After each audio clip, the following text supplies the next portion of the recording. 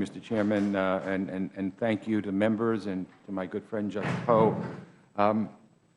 We have worked on the Foreign Affairs Committee with Chairman Royce in probably the most bipartisan manner of any committee in Congress. And I pride myself in saying that, so does Chairman Royce. And in doing so, we think we've made tremendous strides with all the members of our committee. Nobody in Congress would accuse me of being a pushover when it comes to Iran.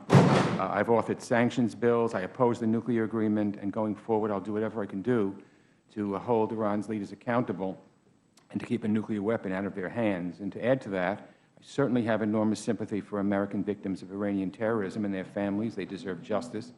But this bill has zero chance of bringing them that justice. To date, American courts have awarded roughly $46 billion for almost 1,300 victims and their families.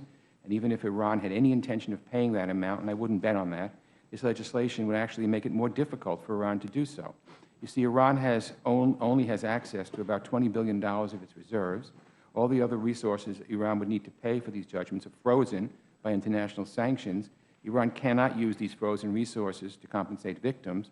And of course, this bill says all those other resources stay frozen until Iran pays its judgments in full.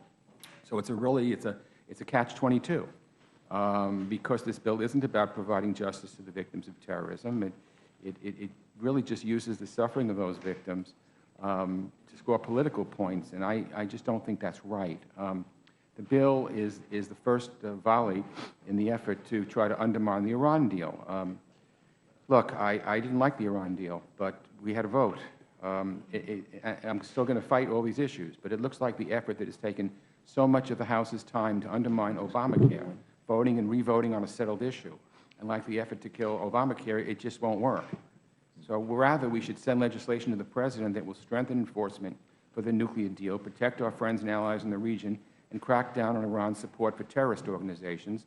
I will soon offer measures to advance that agenda, and I hope to work with colleagues of both parties to pursue those goals. I have no doubt that in the Foreign Affairs Committee, Chairman Royce and I will develop reasoned, bipartisan legislation that will advance our interests around the world. So what we shouldn't do, with all due respect, is to flout regular order and ram through partisan legislation. This bill has no bipartisan support. It wouldn't accomplish anything, and it shouldn't be brought to the floor in this manner, in my opinion. Thank you, Mr. Chairman.